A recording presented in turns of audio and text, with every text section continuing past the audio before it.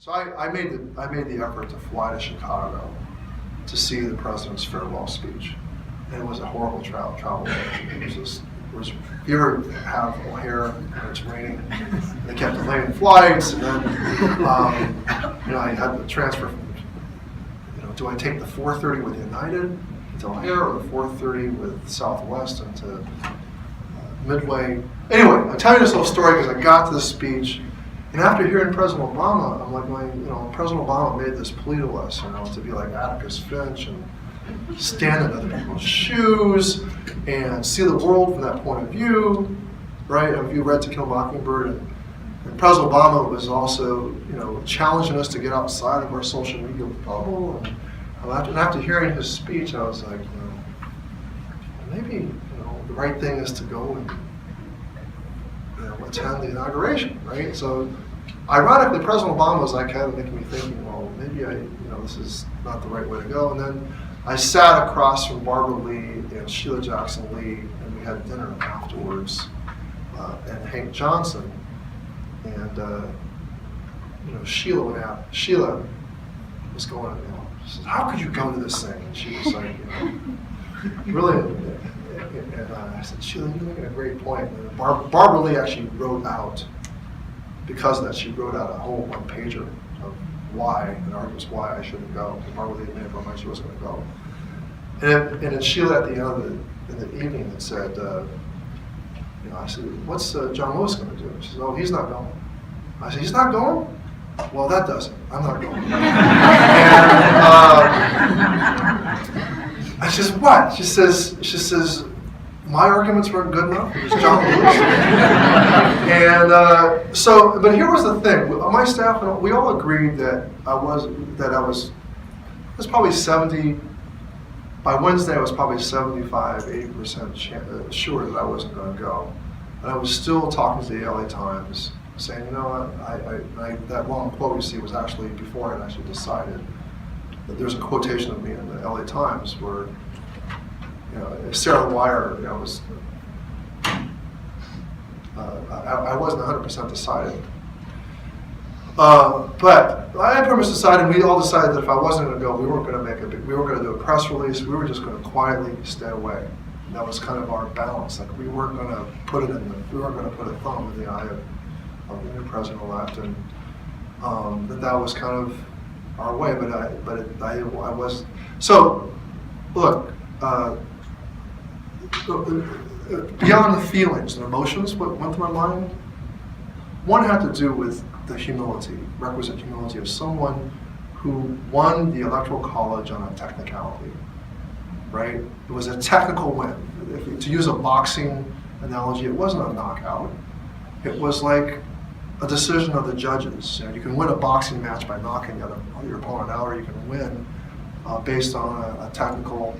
In this case, the technical decision that wasn't all that great, I thought.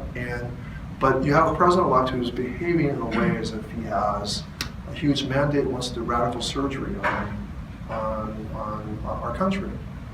Okay, and I didn't see him dialing back the kind of rhetoric sufficiently that he had pursued. The way he had gotten to the presidency really bothered me. Okay. The second reason had to do with. I'm blanking on it, but let me just go to the third one, because that's what I remember now, is this lack of transparency, that there's a number of conflicts of interests that he's actually, many people believe that when he takes his oath of office, he's already going to be in conflict with the Constitution on the Emoluments Clause. And we've never had, in recent memory, a president who's assumed office without disclosing his taxes, without really clarifying for the American people where his financial interests might be in conflict with foreign policy, with a whole host of things, right? So, those were, two big. I'll probably think of the third thing as I get along, but there was a third major area. Oh, respect for diversity. So, he attacked a Gold Star family, a Mexican-American judge. And so those reasons, how he denigrated Muslim Americans, This really bothered me, and I represent a district, you know, the majority of whom this man is in fact. Let me get into the African Americans, what he's, the ways in which he stereotypically has portrayed them. So all that just added up to a quiet not going. But then Saturday morning, I'm waking up, I'm looking at my news feed again, and I see that he's tweeting at John Lewis. And I'm like, just kind of, you get that morning feeling inside. And then, so my staff actually called me, they actually texted me and they said, we'd like to put out a tweet. It says, you stand with John Lewis, and you know, that you're not going, that we're going public now.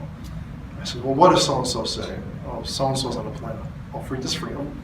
Put it out there. And so we tweeted early Saturday morning, and I think we were one of the first representatives. I wasn't the first, because there were others who, Catherine Clark and others, had decided they weren't going to go and did make it a big deal. But by Saturday morning, we tweeted out, and I got to tell you, it's the single most viral tweet that we've done. I mean, it's close to 50,000 likes and 16,000 reposts, and you know, the Twitter blew up Twitter, and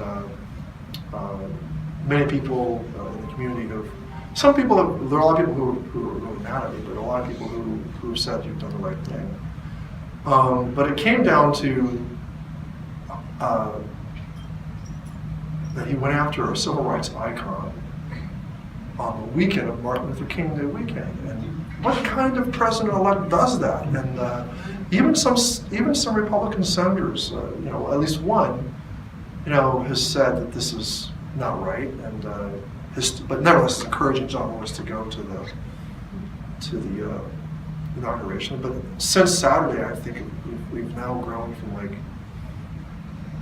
you know, a dozen or so members not going to like over 45, 46, and I bet you that number is going to grow. I mean, we're now seeing close to 50 members of Congress saying they're not going to go. And I think that what he did to John Lewis. Now look, John Lewis, you know, I got questioned by the media. You know, do you agree with John Lewis that Donald Trump's an illegitimate president because of the Russian blah, blah, blah? And the best response I've seen so far, and if I get booked on, I might get booked on some more media. This story is not over yet, right? It's going to continue on until Friday.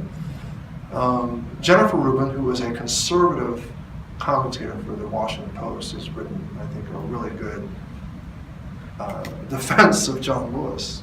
Like, she says, let's not get caught up in word games about the word illegitimate.